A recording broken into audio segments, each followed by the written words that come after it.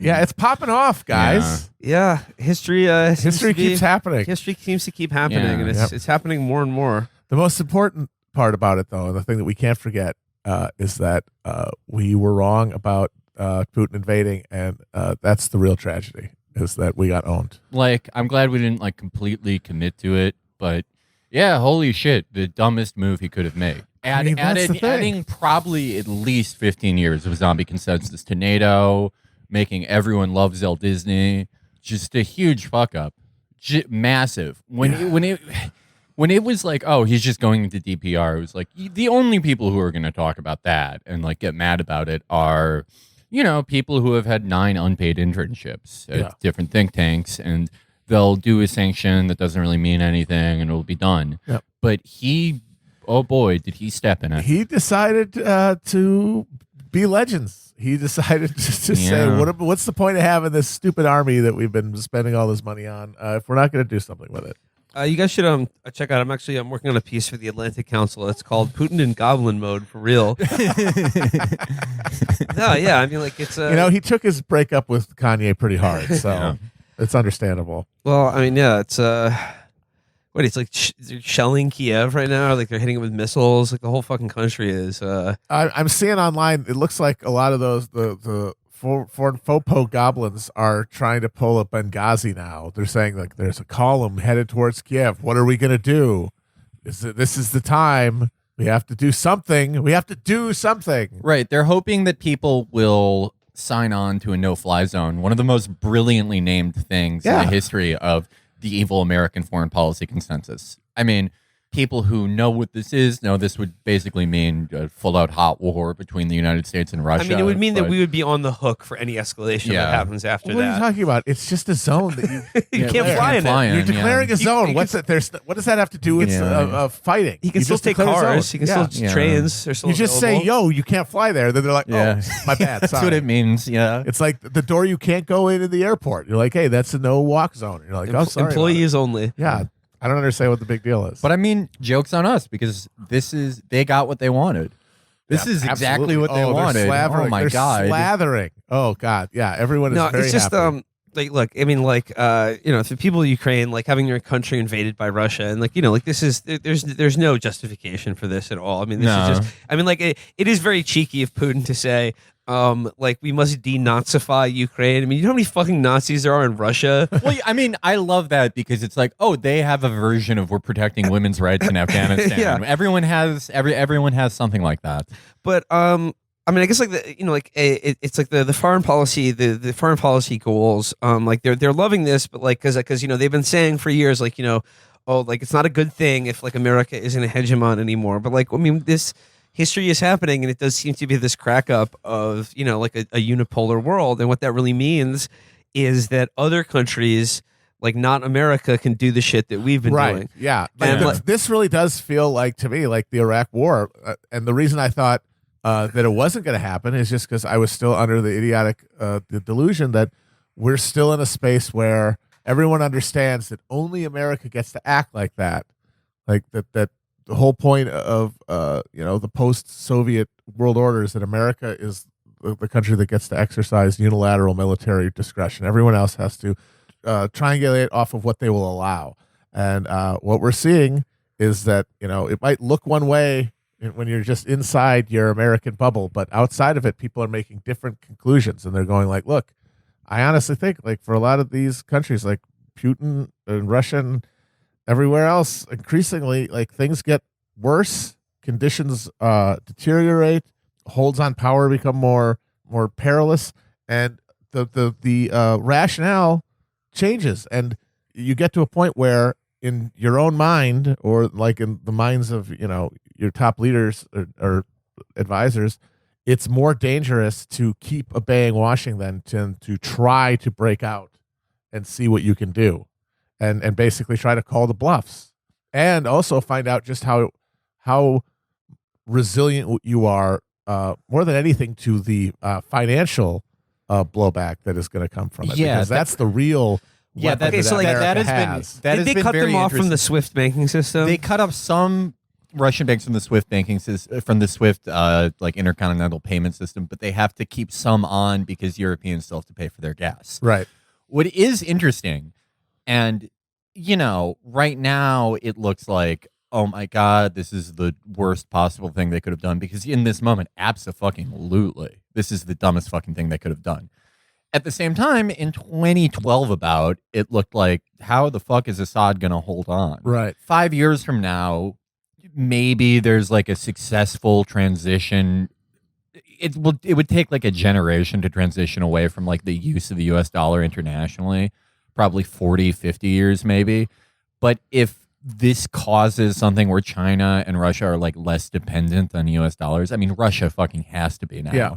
But it causes something throughout the world where people are like, oh, they can just totally shut you out this way. But, I mean, it's way easier said than done, and that'll be interesting to see in the next decade. Another thing in terms of like the economic price that's going to be enacted on Russia. I saw just something before we start recording today, is that Swiss banks have cut off Russian citizens from like I don't know if they froze their accounts, but like they're cutting off all banking to Russia right now, and like that's that's everyone's favorite place. What are you to park supposed to do after you loot the country? Yeah, exactly.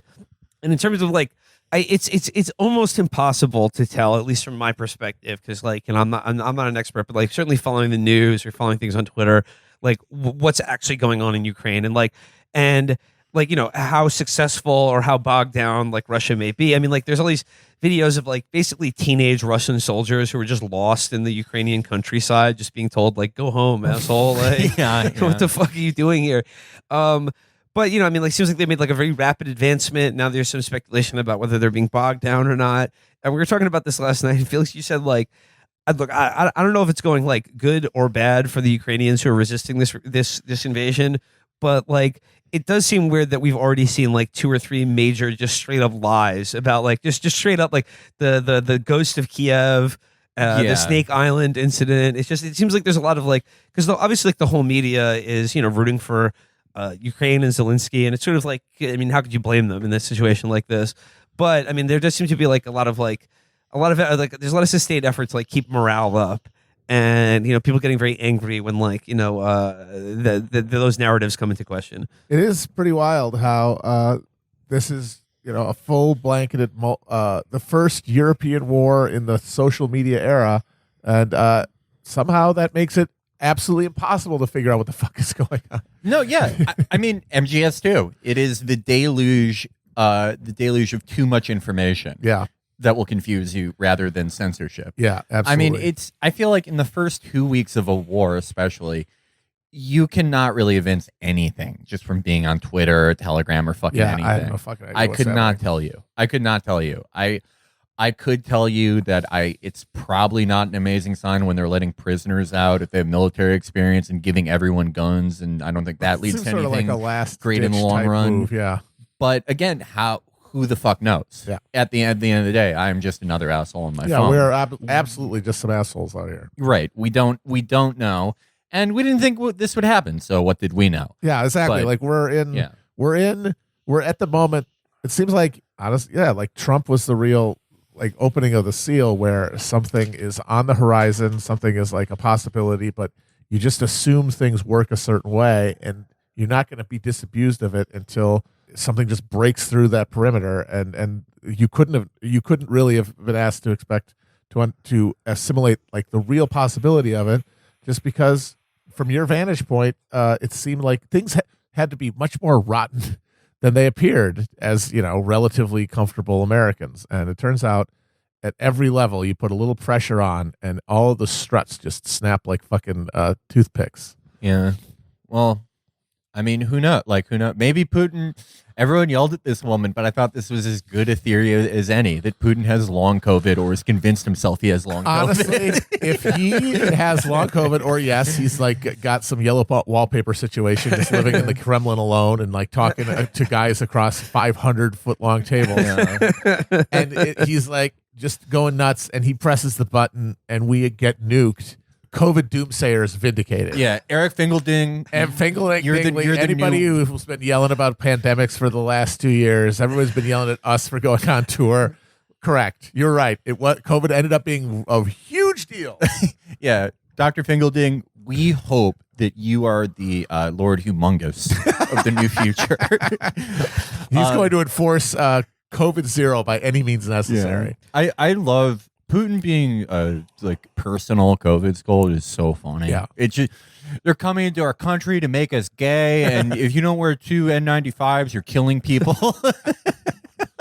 It's the guy we've been looking for, the prince that was promised. Yeah, that's why he invaded Ukraine. Their mask regimens and vaccination rates were too low. That was, oh man, yeah. There's some really good posts about that too. But yeah, no, it is. We should have learned our lesson from 2016. Yeah, that the impossible will happen, yeah. and you will be left holding your dick. Yeah, I mean, my main reason to have resisted the claims that Russia was going to invade. One, I assumed, that like Putin was a rational actor, and because it seemed like a very reckless and bad idea to do. But once again, who knows how fucking bad it is in Russia? Who knows how barely held together his coalition of oligarchs is? You know, he very well could be acting what he thinks of as an irrational way. A lot of guys are snaking him. Yeah, people are making cryptic posts. They're sort of subbing each other. Yeah. Everyone's favorite guy, Oleg Derpina, is speaking out. Who knows the internal calculus that went into this? It's something we cannot see. But the reason I thought he wouldn't do it is because the fucking government kept telling me he would. Yeah. And I was like, I'm not going to fucking believe you, because if it doesn't happen, then I look like a fucking douchebag. Right. I would rather be wrong not believing you than look like eating a bird seed out of your palm. Right. I mean, yeah, like it's usually, like all things being equal, betting against what the U.S. State Department is telling you. They're just choosing the exact opposite. You rarely go wrong with that. Let's not forget they told us that a microwave gun gave them that was their last big poisoning. push. It's like Putin is going to invade Ukraine. Also, he's cooking our organs with long distance microwaves. Yeah, come on now. He's giving us tactical stomach aches. What if that turned out to be completely true? Well, you know what? Like, I wouldn't feel bad about that, because like being that wrong about something like that, because I've said, like, I hope it's true. Yeah, no, like, right. That's my. I wasn't hoping that Russia was going to invade Ukraine. I do hope that the microwave weapon is true and that they are giving State Department spooks headaches. I mean, it does make you wonder, if they do have it, why aren't they deploying it in Ukraine? Like, why aren't they circling Kiev with it and then like doing like the brown note and making everybody shit their pants with simultaneous microwaves? So maybe they are. Who knows? It seems like in the first 2 days, this caught everyone sort of off balance, and off balance both in like what the push in Western media would be, but also for China, because right when this happened, China was kind of like, "What the fuck? Yeah, are you serious? Are you serious?" And now you know things are coalescing. The Chinese media is more now like, hey, they have to do this. This is like, this is what it is. No, I mean, if you're China, you want to protect a country like Russia's ability to exercise its own discretion in this kind of way, so that you can do that too. Right. Because like the alternative really is like the alternative that the offer that the West had to Russia really was, we're just going to suffocate you, and there's nothing you can do about it. Like, and then with that on the table, then why wouldn't you eventually just flip it over? Right. And it's completely irresponsible to talk about this without talking about both the 90s and eastward NATO expansion. Yeah. Well, no, actually, it's irresponsible to talk about those things now, because now is not. Look, we can all delineate like exactly what role like America and NATO has played in all this, but not now. Not now. Not when the consequences of those actions are coming in. Right. Yeah. There are so many things like, I mean, just observing the news right now, like, and I've largely been mostly trying to avoid it, because there are so many things that are just, I think, intentionally designed to drive you insane. Like, for instance, Condoleezza Rice on Fox News today saying, "Look, when you invade a sovereign country, that's a war crime." Yeah. Oh, really, Condi? Thanks for that. And it just, we talked a little bit about the show last night, but it's just like the brigades of fucking like amateur fucking war wonks who are fucking all like chiming in with their fucking suggestions on how to do guerrilla war against like a Russian army. They're like, yeah, learn from our experience in Iraq. Like, these tanks, like they can bog you down in an urban environment. Just like replace the road signs and make them drive down streets where the sidewalks can't support them, and they'll end up in the sewer. And like they're driving through the country like Clark Griswold with a huge map out. You can disable a tank with a water balloon filled with paint. Yeah. It's just like, I mean, look, like obviously, like there's a natural inclination to feel some sort of solidarity or admiration for like the people who are having their country invaded and they're resisting it by any means they can. But it's just there's something ghoulish about people in America who are like rooting for a situation in which, they want Kiev to be like what Baghdad was for 10 years. Like I mean, they may get their wish regardless of how the push goes, because I mean there has been a massive inflow of weapons into the country. Weapons have been given out pretty freely. One thing that you will not see a lot of on CNN is that there are very unfortunately like firefights between irregulars and military and police in Ukraine. It is a really shitty, chaotic situation. And obviously the onus falls on Russia for invading, but there are going to be massive consequences for this. Even if this ends, God willing, tomorrow, there will be massive consequences in Ukraine, in DPR, for a long fucking time as a result of this. Well, I think that the tide is going to turn Ukraine's way soon, if it hasn't already, because apparently there's talk of some sort of international volunteer brigade, people in the West just going. They've said that they're going to waive visa requirements for people who want to fight. And I really do think this Joe Biden International Brigade. Yes. This is the branded international. This is the chance for everybody who spent the Trump years gnashing their teeth and foaming at the mouth about Russia and what they did to our country. If you really believe that, you can literally get payback. Do you think that like sci-fi writers named like at Whiskey Fuckery are going to sign up? I mean, if they're serious about their posts, they should do it. Yeah. We need to see Chuck Wendig on the front lines. I think Chuck Wendig could be like an enemy at the gates type figure. Yeah. It'll be just like when during World War II, when Franco did not want to join the Axis, and he had all these really fervent phalangist youth who really wanted to fight the Soviets. He just formed a division of them and sent them to the Eastern Front to freeze to death outside of Leningrad. Division Azul. Division Azul, and we could do that with like the most. That's the color they wore at the end. The most annoying Brandon posters available. Put them out there. Yeah, those stupid kids. Yeah, they certainly were the Blue Division when all was said and done. I guess like another thing we were talking about is like okay, because Trump was at CPAC, right? Yes. Trump is at like CPAC's going on right now, and like it's sort of like it's a hard line for them to toe here because Trump is like he's like Mr. Putin's a very crafty guy. I understand him. I understand him more than anyone else. And then he did say, and I think he's right for the wrong reasons. But when he said that there was no Russian invasion when I was president. I mean, it's like you can't argue with that. I mean, you are cheating when you only do one term. But Brandon has only done one term. It's true. Yeah. The first term, Brandon had it. Obama had to wait for the second term for them to invade Crimea. And it was second term, at the very end of second term of Bush when they invaded Georgia. Yeah, back before everyone was on the internet and McCain could go, hey, everyone's a Georgian. And everyone was like, no, we're not. That is very funny because that was like the first real flex of military muscle by Putin in the face of America's hegemony. And no one really gave a shit because we didn't have, for one reason, we did not have social media yet the way that we do now. Mm-hmm. It was just like, Georgia? What? Where? What? There's a country called Georgia? What? And then we all forgot about it. But that's not going to happen now. It's now half of this country's decided that hashtag we're all Ukrainians now, even though they literally couldn't find it on a map. No, no one was into this country before that. That's what I hate. This reminds me of when the Sixers were doing their thing.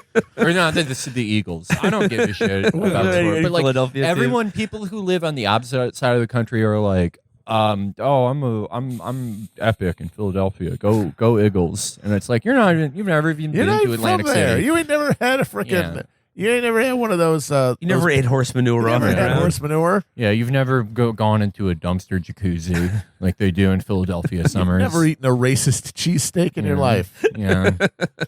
Oh, but no. I was gonna say like just in terms of like Trump, and it's just like he's sort of playing footsie with it. I mean, I still think he's gonna run again in 2024. And he said he was. He said he's like, whatever. We're gonna do it a third time.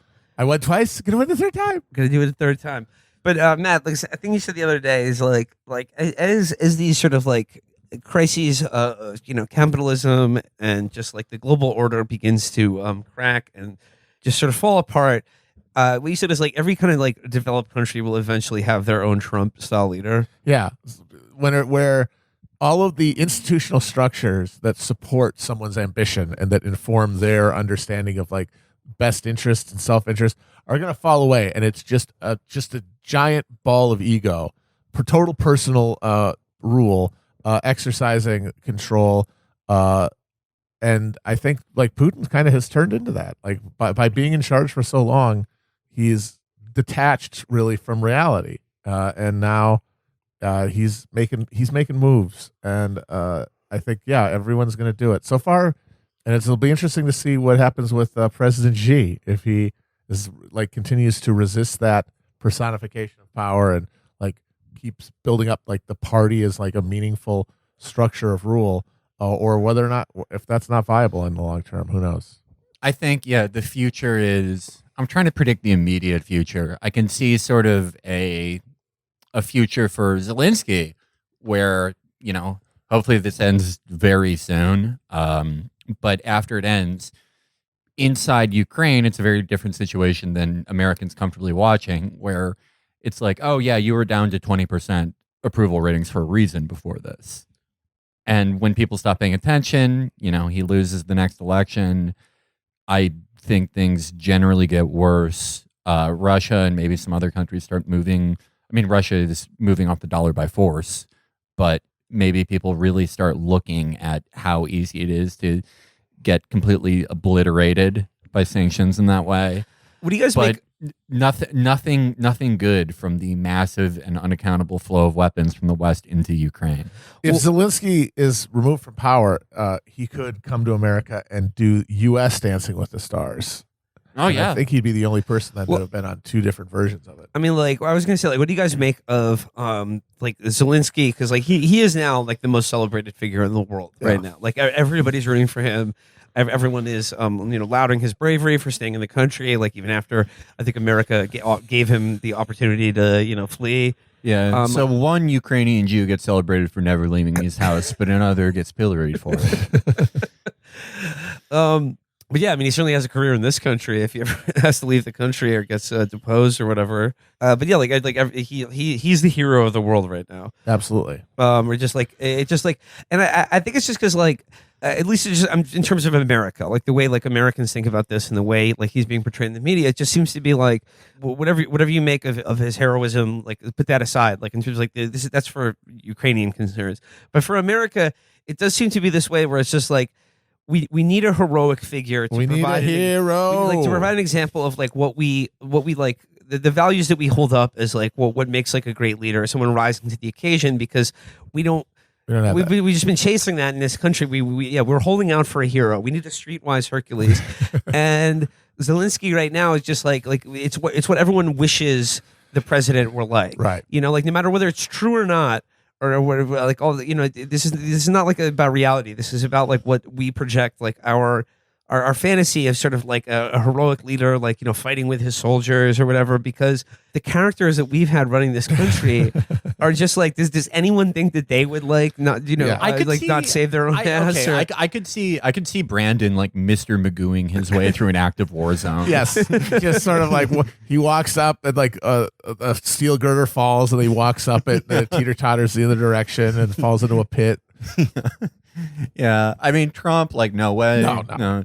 Obama, nope. George W. Bush, maybe, probably not. No. Bill Clinton, nope. HW might get the chopper. Yes, but just because it's an opportunity to kill somebody. Right. Well, that's the thing is that he would be doing like, hey, where do I like unleash the biological weapons? Like, can I be in charge of turning the spigot on? Yeah.